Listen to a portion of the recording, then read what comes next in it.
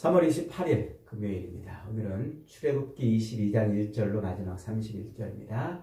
내게 대하여 거룩한 사람이 될지라는 제목입니다. 내게 대하여 거룩한 사람이 될지라. 오늘 묵상한 말씀도 어제 묵상한 말씀처럼 20장에서 선포하신 그 십계명, 그 십계명이 어떻게 삶 속에서 구현되어야 하는지를 보여주는 생활법이죠. 오늘 본문은 크게 네 가지 범주의 법에 대해서 말씀하고 있어요. 첫째로는 1절부터 15절까지 배상의 법입니다. 배상. 도둑질과 혹은 남의 재산을 해를 입혔을 때, 손해를 입혔을 때 그것에 대한 배상의 규정이죠. 어떤 사람이 소나 양을 도둑질한 경우에 소의 경우에는 5배를 배상하고 양의 경우에는 4배를 배상하라. 이 적은 양이 아니죠. 한번 도둑질 잘못하다가는 아주 그냥 재산이 아주 패가망신하는 그런 엄청난 배상의 액수를 정해놨어요. 이제 그리고 혹은 남의 물건을 이렇게 이제 또 해를 끼쳤거나 내가 키우고 있는 이 가축, 짐승이 남의 밭에 가서 남의 곡식을 먹었으면 내 것 중에서 가장 좋은 것으로 배상해주는 그런 배상에 있어요. 그 다음에 이제 도둑이 우리 집에 침입했을 때 밤에 침입하면 그 도둑을 때려 죽여도 돼요. 정당방위를 인정해 줍니다. 그런데 그 도둑이 낮에 침입하면 때려 죽이면 안 돼요. 왜냐하면 과도한 힘의 사용이라 이렇게 이제 보는 거예요. 그래서 그 도둑이 내 물건을 이제 훔쳐갔을 때는 그 도둑이 또 내 물건을 2배로 갚아야 되고 또 살인을 했을 경우에 그 살인죄에 또 해당하는 또 배상을 이렇게 또 하게 되죠. 그 다음에 이제 쓰레기나 잡초를 소각하다가 요즘에 농촌에서 그러다가 불낸 경우가 많잖아요. 쓰레기나 잡초를 소각하다가 남의 것을 태우면 또 거기에 또 배상을 또 해줘야 돼요. 그래서 아주 전적인 그 사람이 원하는 만큼을 배상해주라. 이렇게 요즘에 농촌에서 이런 소각하는 것 때문에 불 내고 그러는 경우가 있는데 조심해야 돼요. 아예 태우지를 말아야 된다 하는 거죠.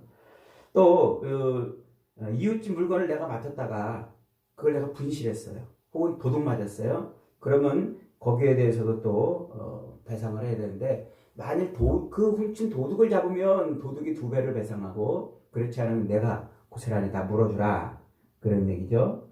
만일 이 맡은 물건을 또 상하게 했거나 혹은 잃어버렸거나 그러면 거기에 대해서 또 정황에 따라서 면제가 되거나 혹은 또 배상을 해야 된다 이렇게 말해요. 특히 빌린 물건이 손상되었을 때 남한테 물건을 빌렸어요. 근데 이게 어떻게 하다가 망가져가지고 돌려주기가 애매할 때 그때 이것은 또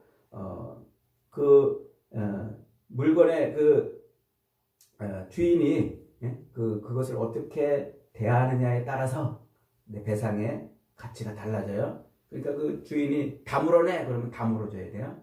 에이, 쓰다가 그런 건데 뭐 괜찮아 그러면 안 물어줘도 되고 절반만 물어줘 그러면 절반을 물어주라. 이런 이제 배상에 관한 법이에요. 그래서 이 배상의 법은 남의 것을 훔치거나 남의 것에 해를 가했을 때 그래서 남이 가지고 있는 그 소유권에 이상이 생겼을 때 그것을 어떻게 배상할 것인가 하는 이제 그런 것이죠. 그런데 이 배상이 가만히 들여다보면은 쉬운 말로 장난이 아니에요. 어쩌면 아주 내가 그냥 폭삭 망해야 되는 그런 배상이기도 해요. 어제 우리가 봤죠? 눈에는 눈, 이에는 이 이런 법처럼 그런 탈리오 법처럼 아주 모든 것을 다 배상해 줘야 되는 그런 것을 요구하고 있어요. 자, 두 번째로 16절부터 20절까지는 이것은 이제 종교적인 그리고 도덕적인 삶에서 순결을 요구하고 하나님을 이렇게 보게 만드는 그런 규례예요. 남자가 혼인하지 않은 처녀를 유혹하여 동침했을 경우에는 반드시 지참금을 지불하고 그녀와 결혼을 하고 혹시 그 여자의 남편이 이 아버지가 반대를 하면은 배상금을 줘야 된다 이렇게 이제 말하고 있습니다. 그 다음에 이제 무당 등 마술을 행하는 자는 반드시 죽이라 이렇게 명령을 하고 있죠. 하나님 외에 다른 어떤 영적인 존재에 의지하거나 사람의 운명에 대해서 조작하거나 사람의 양심을 구속하는 그런 문제, 그런 것에 대한 책임을 묻는데 그 책임은 반드시 죽음으로써 책임을 지는 거예요. 그리고 20절에 보면은 여호와 외에 다른 신에게 제사하는 자도 역시 반드시 죽습니다. 그런데 그 무당을 섬기거나 무당에 의지하거나 이래서 인간의 그 운명을 예측하고 하는 이런 일들을 우리가 하나님 외에 다른 영적인 일을 다른 것에 기대서 영적인 것을 추구하는 것을 말하죠. 반드시 죽음으로써 갚아야 되고 하나님 외에 다른 우상에게 절하고 제사하는 것도 죽음이에요. 근데 중간에 19절이 재미있게 짐승과 교잡하는 자도 죽음을 당할 것이다 이렇게 말해요.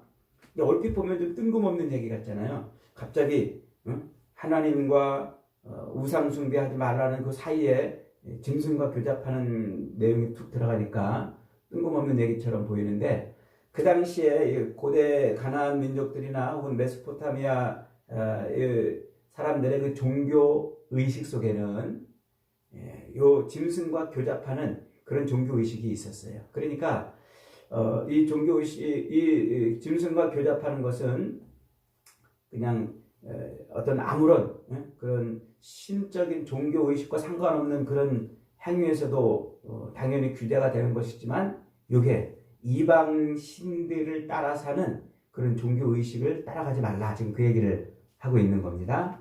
자, 그렇게 이런 하나님과의 관계된 그래서 신을 앙망하는 생활, 그걸 뭐라고 그래요? 신앙생활이라고 그러죠. 신을 앙망하는 생활, 그 신앙생활에서 하나님 외에 다른 어떤 것도 의지하면 안 된다. 순결을 요구하는 거예요. 순결. 그게 거룩이란 말이에요. 순결.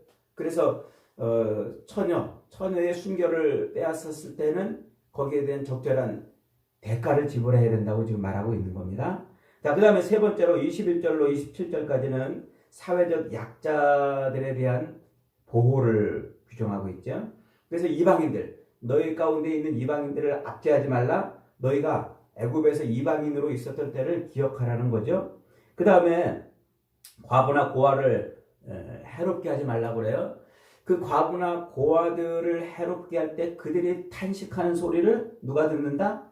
하나님이 듣고 가만두지 않겠다는 것이죠.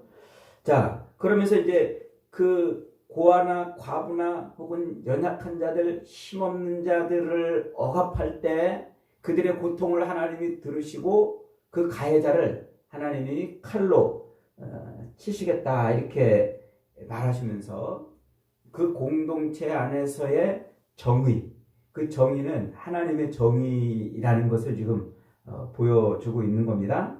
자, 그 다음에 가난한 자에게 돈을 구워줄 때는 이자를 받지 말아야 되고 혹시 가난한 자가 겉옷을 담보로 잡혀가지고 돈을 빌렸을 때에는 저녁 때가 되면은 그 옷을 갖다 주라는 거예요. 왜냐하면 오죽하면 자기 겉옷을 맡기고서 돈을 빌렸겠냔 말이에요. 그 하나밖에 없는 그 옷을 벗겨서 벌거벗게 하면 안 된다 하는 것이죠.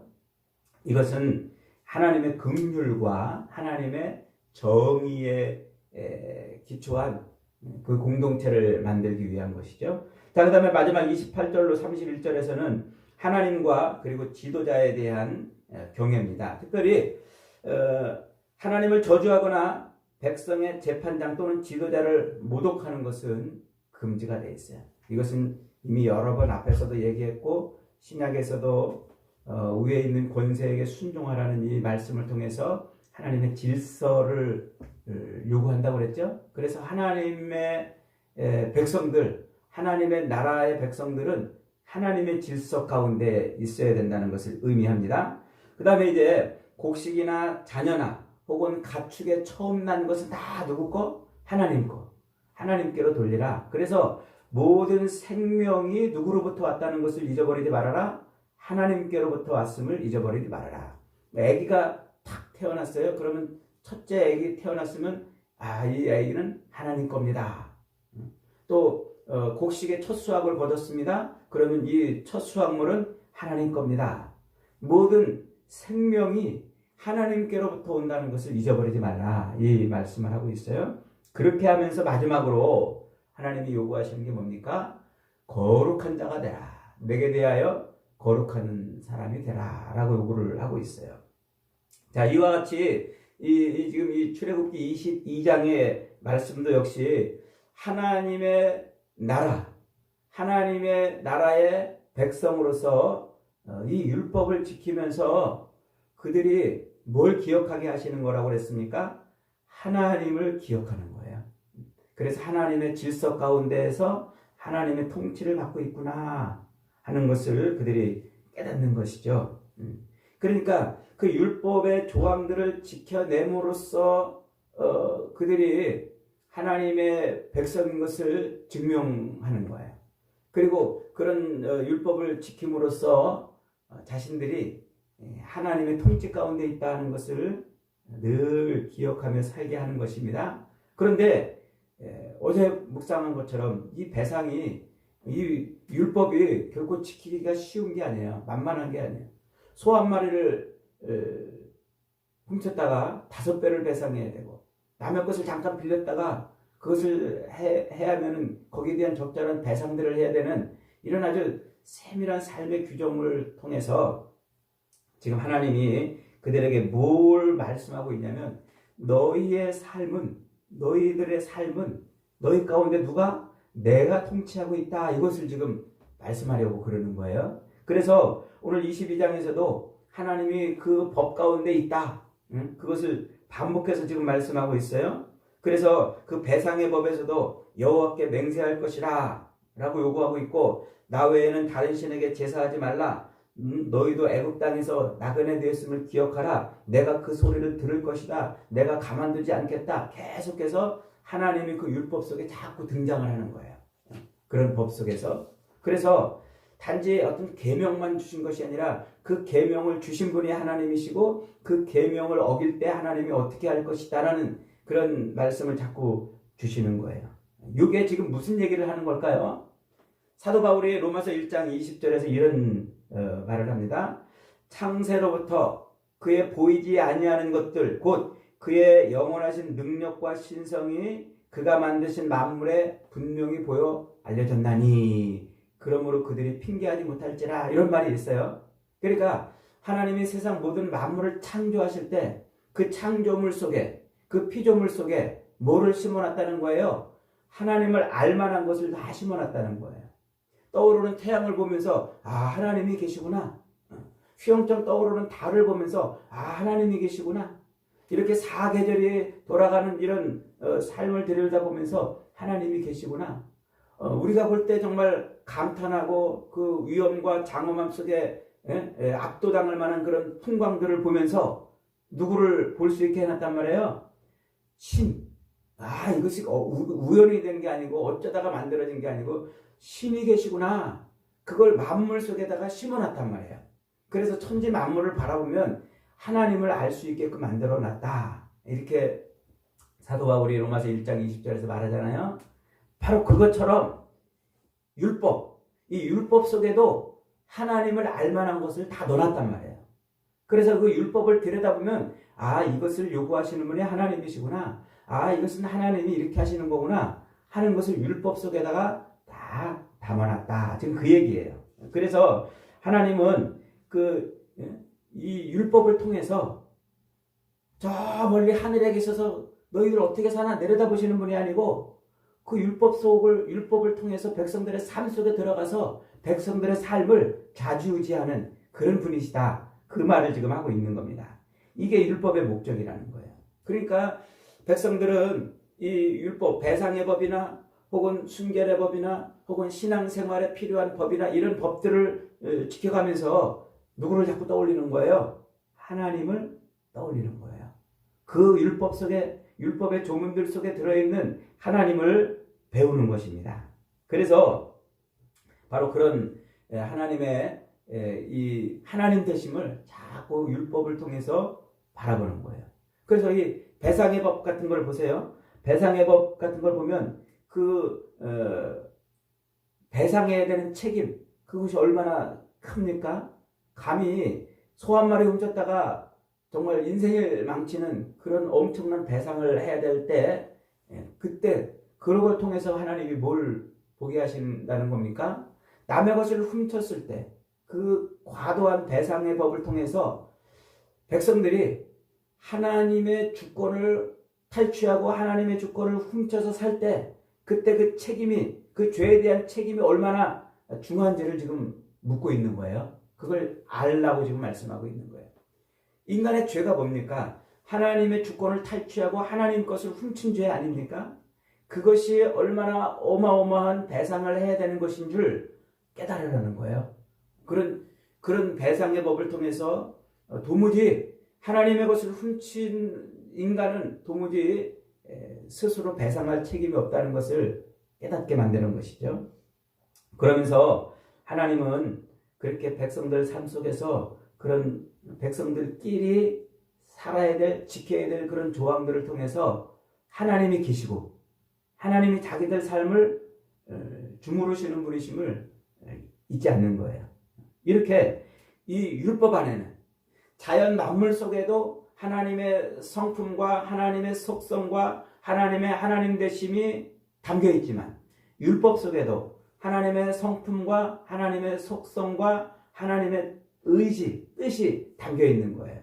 그래서 율법은 단순한 규범이 아니라 그 율법을 통해서 하나님의 성품과 뜻과 거룩과 정의와 긍휼을 배우고 하나님의 질서 가운데, 하나님의 통치 질서 가운데 존재하도록 만들어 놓으신 것이죠.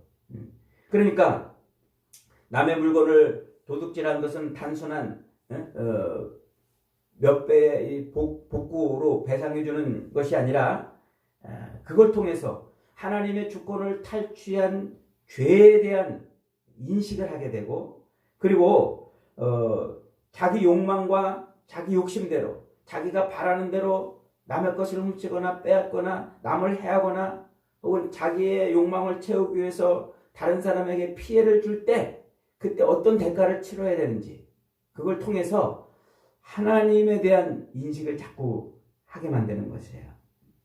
그로 인해서 하나님의 긍휼과 은혜가 아니면 도무지 우리는 이 법을 이겨내고 순종할, 지켜낼 존재가 아니구나. 이걸 깨닫는 거예요.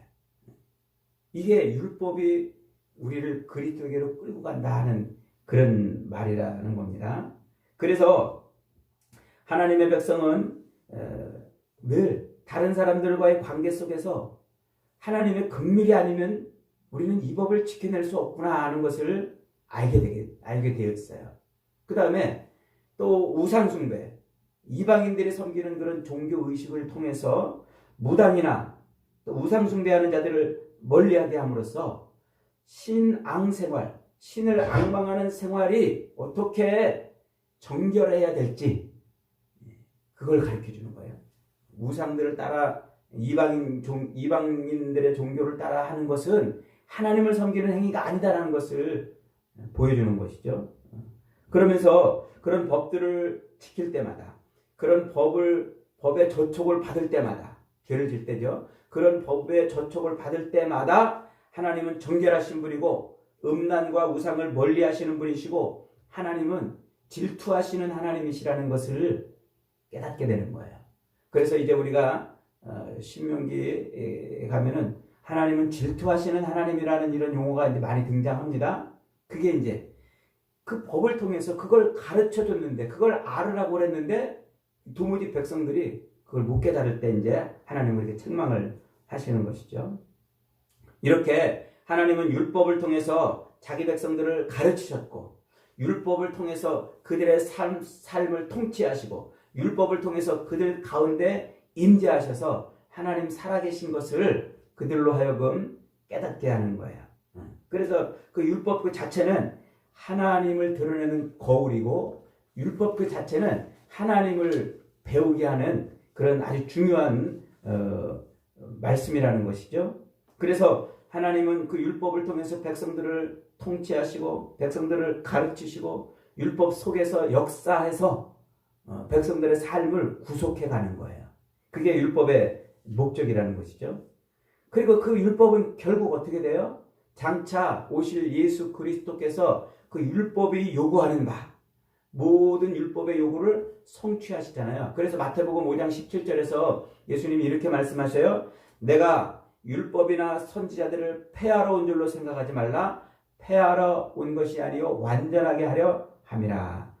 진실로 너희에게 이르노니 천지가 없어지기 전에는 율법의 1.1획이라도 결코 없어지지 아니하고 다 이루리라. 이게 그 말이에요. 율법이 요구하는 바, 율법이 원하는 바 그 목적을 누가 성취한다고요? 예수 그리스도께서 성취하신다고요.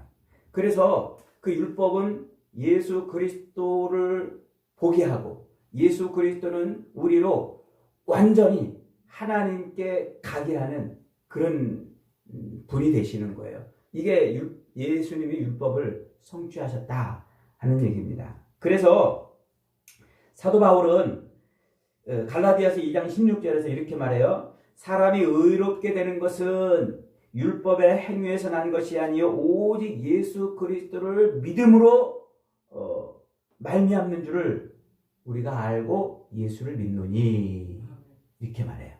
그래서 율법이 요구하는 바는 그걸 지켜가지고 거룩하게 살아가가 아니라 하나님을 인식하고 하나님을 알고 하나님의 뜻에 따라서 살게 하는 그 모든 그것을 누가? 예수님이 성취하게 하셨다. 그래서 율법의 행위로는 의롭다함을 얻을 육체가 아무도 없다.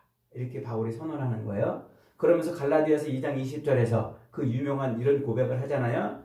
내가 그리스도와 함께 십자가에 못 박혔나니 그런즉 이제는 내가 산 것이 아니요 오직 내 안에 그리스도께서 사신 것이라. 이제는 내가 육체 가운데 사는 것은 나를 사랑하사 나를 위하여 자기 몸을 버리신 하나님의 아들을 믿는 믿음 안에서 사는 것이니라. 이렇게 말하는 거예요. 이게 요한복음 3장 16절 14절부터 예수님이 말씀하시잖아요. 예수님이 모세가 광야에서 뱀을 든 것 같이 인자도 들려야 하리니 이는 저를 믿는 자마다 영생을 얻게 하려 하심이라. 이게 무슨 말이냐면 하나님이 에덴 동산에서 동산 한복판에 생명나무와 선악을 알게 하는 나무를 심어놓고 거기다가 율법을 걸어놨잖아요. 이것을 먹지 말아라. 먹는 날에는 반드시 죽으리라. 그 법을 하나님 거기다 걸어놨어요. 그런데 아담과 하와가 그 법을 그만 패대기 쳐버렸잖아요. 그 죽어버린 그 하나님의 백성을 하나님이 다시 살리시고자 하나님이 온 세상 만물 가운데에 다시 나무를 세웠어요. 십자가죠. 그 십자가 나무를 세우시고 거기에 아들을 매달아 죽이시고 거기다 하나님의 법을 딱 걸어놨어요. 무슨 법입니까? 모세가 광야에서 뱀을 든 것 같이 인자도 들려야 하리니 이는 저를 믿는 자마다 영생을 얻게 하려 하심이라. 이게 하나님의 법이란 말이에요.